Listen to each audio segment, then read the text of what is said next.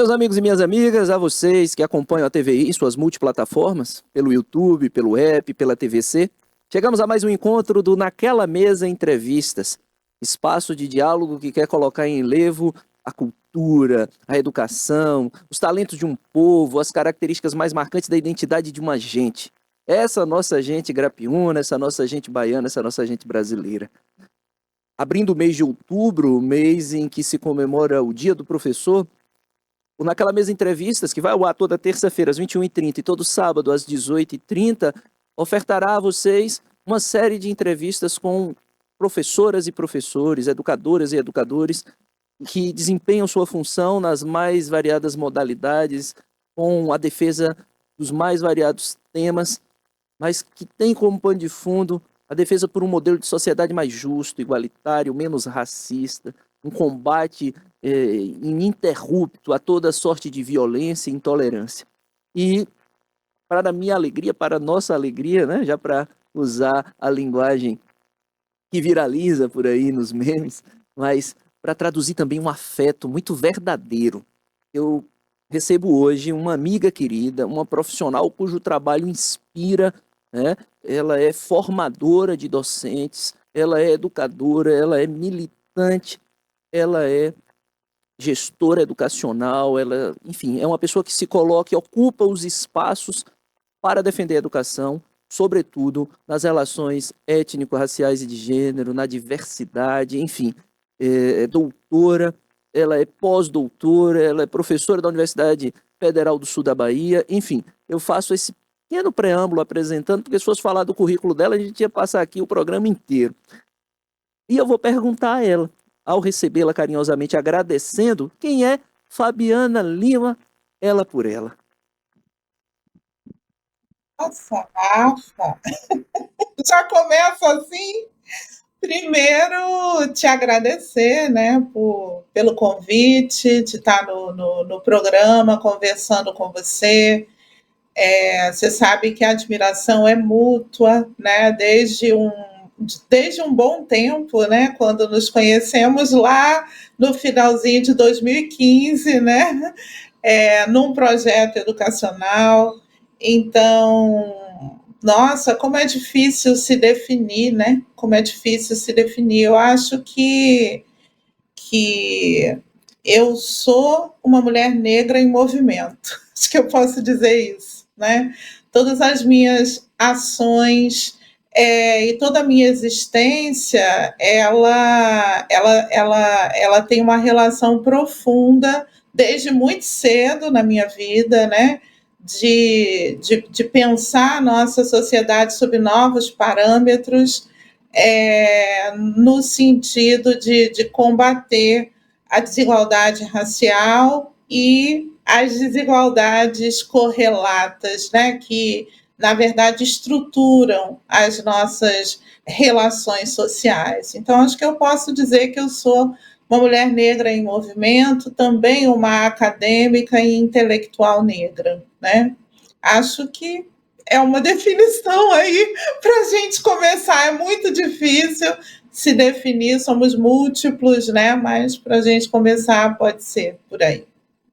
Que essa filha de Xangô e de Oxum reúne em si características tão marcantes dessa ancestralidade, dessa memória, dessa identidade, transita, né, defendendo valores de um outro modelo de sociedade e com esse senso de justiça do pai Xangô, num país tão injusto, tão desigual e tão racista, trabalhando com escritas africanas, educação para relações étnico-raciais. Quando é que a compreensão de que ser educadora seria o seu caminho chegou até você? Olha, eu faço parte de uma família de educadores, né? Muito por parte de mãe, né? Eu, na verdade, o meu nome completo é Fabiana de Lima Peixoto, mas eu uso Fabiana Lima em homenagem ao meu avô materno, né? Justamente porque ele foi um grande educador, né? Não pôde pela trajetória de vida dele passar pela universidade, mas na minha infância, né, ele era um autodidata e na minha infância foi ele que despertou em mim o gosto pelo conhecimento, né?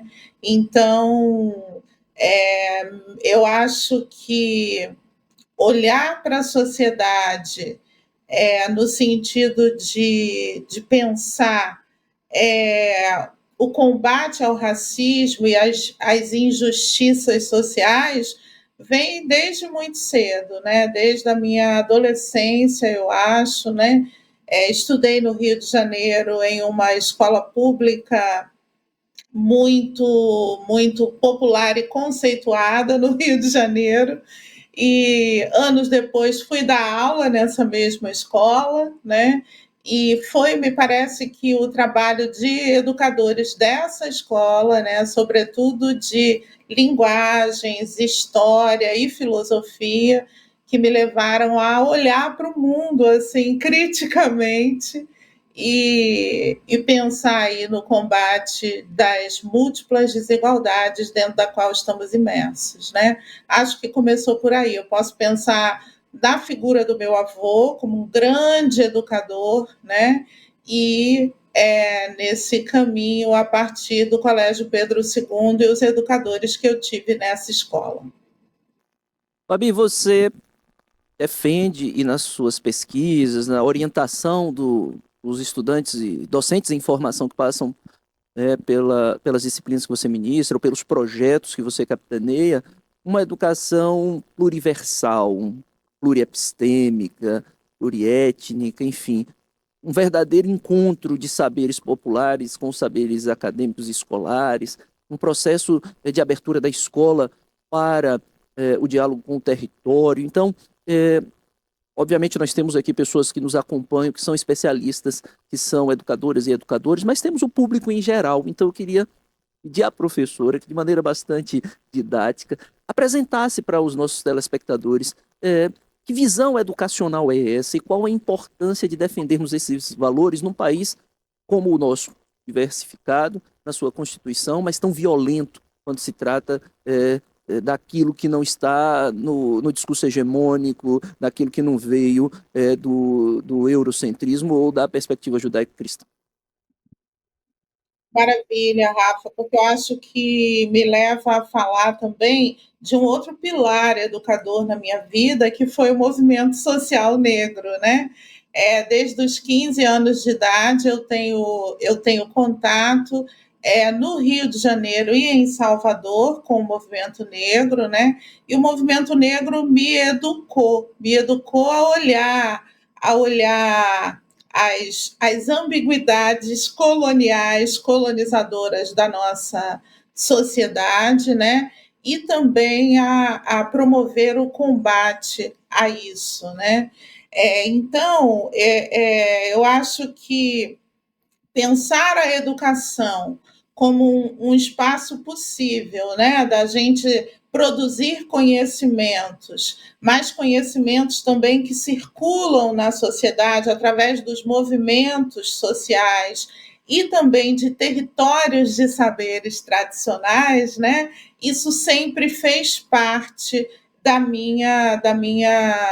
do meu traço como educadora, né? Agora, é importante dizer que os primeiros anos da atuação na UFSB, na Universidade Federal do Sul da Bahia, eles foram, de fato, um divisor de águas na minha trajetória profissional, né? Porque, primeiro que eu escolho fazer o concurso público para essa universidade por conta do projeto dessa universidade que estava nascendo em 2014, 2015, quando eu vim para cá em 2015, né, dar aula na UFSB, e eu vim por conta desse projeto que se estendia para os territórios educacionais da região, né? E os primeiros 3 anos de UFSB foram muito intensos nesse sentido, né?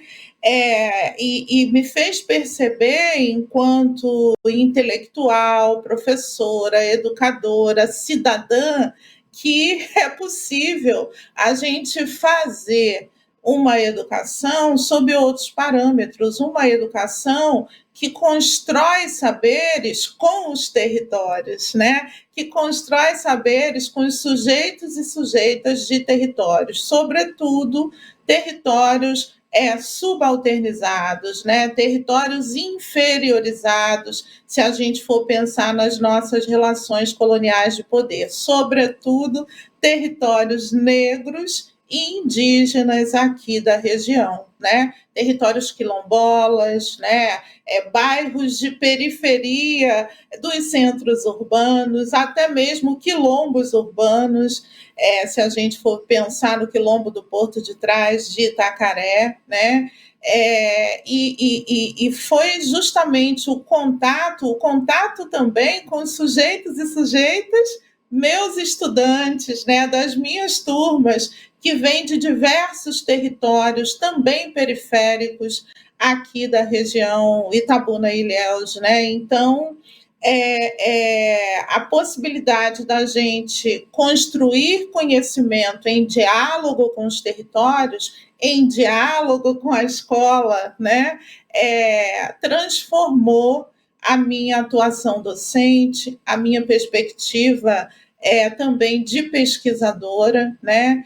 E me levou a ver na prática que pensar a educação a partir de parâmetros pluriversais, pluriepistêmicos é possível, né? Não contemplar somente um único paradigma europeu ou eurocentrado, mas contemplar também outros paradigmas de pensamento, outras filosofias, outras cosmologias que não a ocidental europeia, né? O quanto isso se torna significativo para a trajetória dos estudantes que vêm desses territórios e se torna também profundamente emancipador se a gente for pensar no modelo, na nossa história mesmo de colonialidade, né? Então, é importante dizer que essa atuação na UFSB me transformou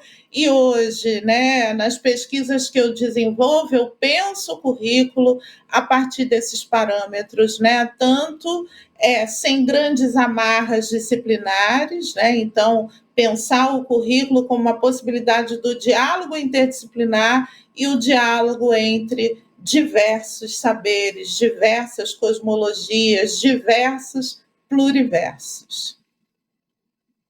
Momentos tão especiais do início da trajetória e da relação da UFSB com a nossa escola, o antigo Colégio Estadual Dona Amélia Amado, que se torna depois Complexo Integrado de Educação de Itabuna e hoje o CIEBTEC. E lá na origem, Fabiana esteve conosco, sendo uma articuladora da universidade com a escola, proporcionando momentos formativos, construindo conosco possibilidades no currículo que resultaram nas estações dos saberes, em projetos vinculados ao PIBID. Nós vamos falar um pouco de tudo isso e eu queria, Fabi, pensar contigo. E aí você que nos acompanha, estão vendo assim essa intimidade entre o apresentador e a nossa entrevistada, porque nós somos amigos. Nós construímos essa trajetória juntos desde 2015 para cá, então para além de eu ter sido orientado por ela, supervisionado por ela nos projetos da UFSB na escola e ter aprendido muito com essa intelectual de grande envergadura que esteve na minha banca do mestrado, é uma pessoa que acompanhou essa minha trajetória, porque ela diz aí, gente, ela foi transformada pela ação na UFSB e eu, na outra ponta, na escola básica, fui transformado por essa ação e pela participação de Fabiana com suas produções e com o seu trabalho. Então, essa é a nossa relação. E aqui, abrindo o mês de outubro, em homenagem ao Dia do Professor, nós estamos fazendo uma série de entrevistas e Fabiana está abrindo essa série com a perspectiva das relações étnico-raciais, a pluriversalidade na educação, no currículo. Seguindo, Fabi, nessa construção didática para o grande público, né, que nos acompanha, principalmente aqueles que não têm essa vivência cotidiana escolar, no pensamento sobre currículo, sobre todos os desafios e dilemas que envolvem o que ensinar, o que aprender, como aprender, queria que você falasse sobre o conceito de epistemicídio e como nós estamos, na perspectiva da pluriversalidade, tentando superar, romper com os apagamentos históricos que nos foram impostos por um modelo colonial eurocentrado. Eu acho que é importante a gente pensar isso, porque esbarramos muitas vezes, por exemplo, no apagamento do pensamento, né, africano, ou que não esteja referenciado na Europa, e também no apagamento do pensamento de intelectuais negros e negras aqui no nosso próprio país. Então, deixar você à vontade para fazer essa explanação, e também pensando na perspectiva da nossa região, como é que isso está acontecendo, tem acontecido, como é que você, vindo de outro estado, percebeu isso aqui no interior da Bahia? Que maravilha! Então, Sueli Carneiro, né, uma das nossas maiores intelectuais negras, ela diz na tese dela de doutorado que o epistemicídio é um índice da nossa indigência cultural, né? Na medida em que uma marca da nossa história enquanto nação brasileira é a marca da subjugação de povos, né? Da inferiorização de povos. E o epistemicídio, ou como dizia Abdias do Nascimento, o racismo epistêmico, né? Ele é justamente a invisibilização, a inferiorização de saberes não europeus, né? Sobretudo de saberes ligados às populações negras, né? Transmigradas forçadamente aqui para o Brasil, e dos povos originários das Américas, os povos indígenas, né? Então, o epistemicídio ele é índice da nossa indigência, porque para além do marco histórico da nossa colonização, a subjugação do pensamento, dos saberes, se estende para além dessa colonização, de entender que os saberes provenientes dos povos negros e indígenas são inferiores, são vistos como primitivos, né? Eu acho interessante que até as nossas classificações estão entranhadas nisso. Se a gente for prestar atenção, quando a gente fala em culturas populares, né, antropologicamente, a gente já está fazendo uma oposição às culturas eruditas, né?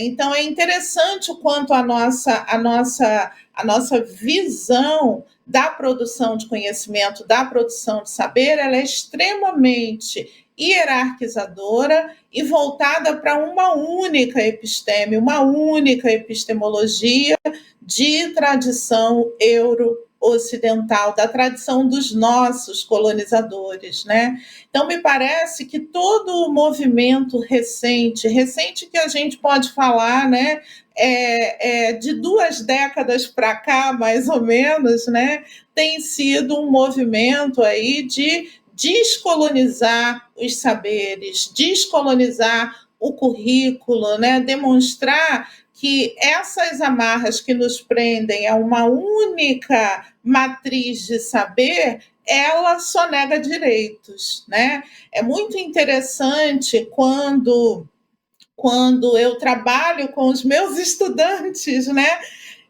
Saberes saberes de diferentes culturas africanas presentes aqui no Brasil, o quanto eles se sentem mesmo descobrindo um novo mundo, né? E o quanto eles se sentem também, eles sentem que foi sonegado a eles o direito de conhecer parte da cultura deles, que é tão importante quanto as nossas matrizes europeias, né?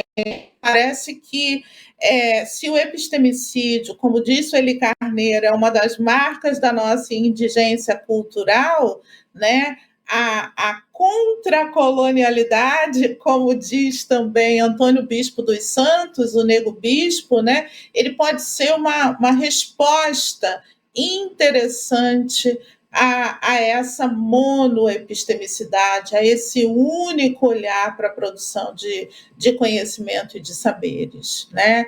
Me parece que educar para as relações étnico-raciais hoje significa abrir, né? Abrir a produção de saberes para além dos saberes euro-ocidentais. Não sei se me fiz entender, Rafa, mas...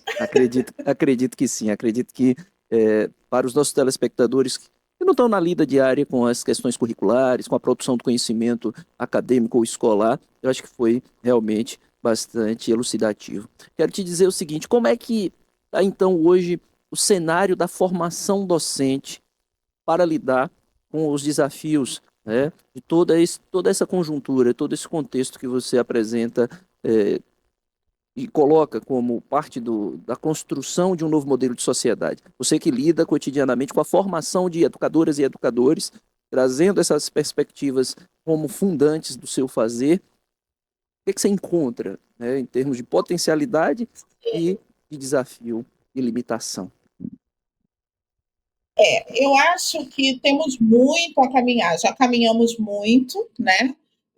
E temos muito a caminhar. Né? Nós estamos nesse nosso presente histórico lidando com uma realidade educacional bastante cruel a partir, né, a partir da intervenção, né, diríamos assim, de ideologias de extrema direita ou de ideologias também de extremismos religiosos, né, que não veem com bons olhos o tipo de produção de conhecimento que eu faço na academia e que muitos professores fazem nas escolas, né? Então temos essa questão. Por outro lado, também se o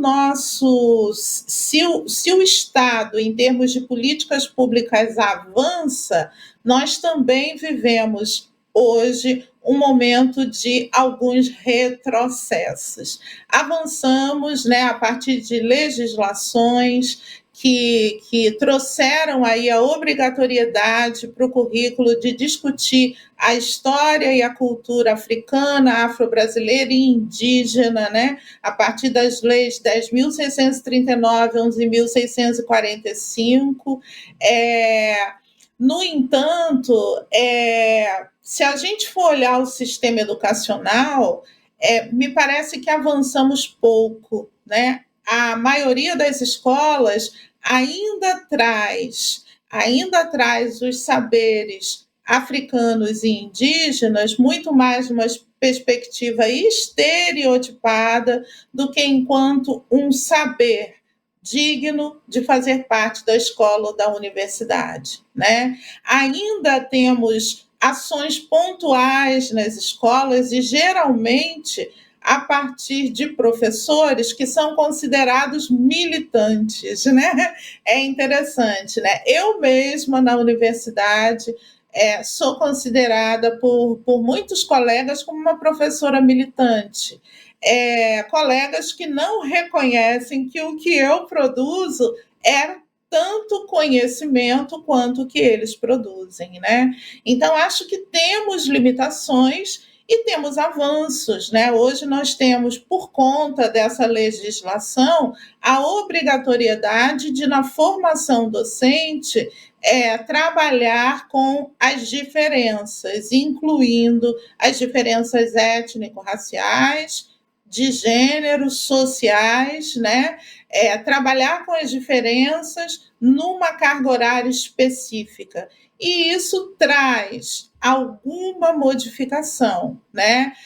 Mas precisamos avançar mais. Me parece que no que diz respeito à formação docente continuada, nós precisamos avançar muito para que as escolas também avancem na abordagem das relações étnico-raciais, de saberes produzidos pelos movimentos sociais negros, né? Como diz Nilma Lino Gomes, o movimento negro educador, né? Porque a partir da proposição de políticas, educou o Estado brasileiro a ser antirracista, governamentalmente, né? E então me parece que é isso. Nós temos avanços e retrocessos. Precisamos avançar tanto na formação docente inicial, quanto e principalmente, a meu ver, na formação docente continuada, para que as escolas avancem e saiam de uma abordagem superficial com relação aos saberes africanos e indígenas, né? E tragam esses saberes para a escola o tempo inteiro, e não somente em datas pontuais, né? Temos muitas, se a gente for pensar em práticas pedagógicas no sistema educacional, nós temos maravilhosos exemplos, né? Nós temos muita produção de artigos, né, produção acadêmica em torno de exemplos dessas práticas, mas, me parece, precisamos avançar para que o sistema educacional lide de forma estrutural, sistêmica, com esses saberes. Nós estamos abrindo o mês de outubro com uma série de reportagens, de entrevistas, de conversas sobre a educação, valorizando os professores. E eu estou fazendo esse primeiro programa de abertura com uma intelectual de grande importância nos estudos étnico-raciais, na pluriversalidade do currículo, que é a minha querida amiga Fabi, a quem eu chamo assim, mas é a professora doutora Fabiana de Lima Peixoto, da Universidade Federal do Sul da Bahia. Conversa boa, chega logo no fim, o tempo, sabe, Fabi? Aquela prosa boa, chega logo no fim. Nosso programa tem apenas 30 minutos, nós temos agora 5 minutos, e esse arremate eu queria fazer, eu não podia deixar de lhe perguntar, uma vez que a Universidade Federal do Sul da Bahia faz 10 anos agora de suas atividades, né, do início das suas atividades, você que está desde o início construindo interlocuções da universidade com a comunidade, produzindo conhecimento, e também esteve na condição de candidata a reitor em um determinado momento, movimento esse que é desgastante, a gente sabe o quanto, politicamente, se fala das construções internas da universidade, e nós estávamos falando de limitações, nós estávamos falando de potencialidades. Eu sei que o tempo é ínfimo para fazer uma avaliação mais completa, mas dentro dessa nossa limitação aqui, como é que você enxerga essa trajetória de 10 anos da Universidade Federal do Sul da Bahia? Olha, Rafa, que pergunta complexa sua, né? Que pergunta complexa, né? Me parece que hoje nós temos uma universidade muito diferente da que foi proposta, né? Me parece que nós resguardamos alguns princípios, né? Do projeto inicial da universidade, mas muita coisa mudou, né? Muita coisa foi desfeita, porque me parece também que a comunidade acadêmica da Universidade Federal do Sul da Bahia escolheu isso, né? Escolheu um projeto, diríamos assim, mais tradicional, mais disciplinar, né? Um projeto também que para mim, o que eu posso trazer assim, o que nós perdemos e continuamos ganhando, né? Eu acho que nós perdemos principalmente, né, a potência dos colégios universitários, né? Os colégios universitários, eles jamais foram pensados para ser somente uma porta de entrada para o estudante na universidade. Eles foram pensados para uma articulação deshierarquizada com a escola básica, né? Sim, para que os estudantes da escola básica, né, ingressem ali na universidade que está em diálogo com a escola, mas principalmente para que a gente possa avançar em formação docente continuada, no desenvolvimento de projetos de pesquisa, extensão, criação, conjuntos com os professores e estudantes das escolas também, né? Um aprendizado que ele é complexo porque aprende os nossos licenciandos e licenciandas e aprende também toda aquela comunidade escolar em conjunto, de forma deshierarquizada. E hoje nós temos uma outra configuração, né? A meu ver, Rafa, como somos sujeitos e sujeitas históricas, né? Não chegou ao fim ainda, né? Nós temos ainda muito a conquistar, muito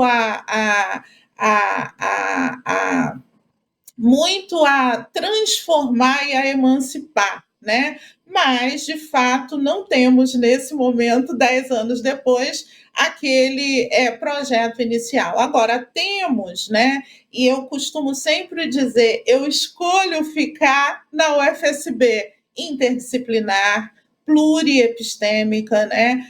Continuo atuando no IAC, Instituto de Humanidades, Artes e Ciências, né? Que por mais que alguns docentes da instituição compreendam esse instituto como um instituto de formação docente, né, quase um curso de pedagogia, não. Ele é um instituto para promoção do diálogo interdisciplinar em toda e qualquer área, em toda e qualquer modalidade profissional, não só a formação docente, né? Agora, é um instituto que tem a possibilidade de fazer uma formação docente qualificada no que diz respeito, né, quando a gente pensa no diálogo interdisciplinar e no diálogo com os territórios de saberes da região. Então, atuo no IAC, acho que é um dos princípios que segue, né? Acabei de me tornar professora permanente do programa recém-nascido de mestrado em artes, né, que segue o currículo contracolonial dos cursos de graduação em artes na UFSB, né? Então, eu escolho seguir com o que a UFSB tem de melhor, né? Mas, nesses 10 anos, houve grandes mudanças, e mudanças no sentido de pensar a universidade num modelo, diríamos assim, mais tradicional, mais o que a universidade sempre foi, né? É como eu leio, né? E leio isso, né? Somos sujeitos e sujeitas históricas, estamos no caminho e me parece que seguimos em diálogo, né, Rafa? A nossa identificação não é à toa, né? A nossa identificação é profunda, a nossa identificação ela tem a ver com princípios e práticas educacionais, né? Que são emancipadores, são freirianos, né? Também são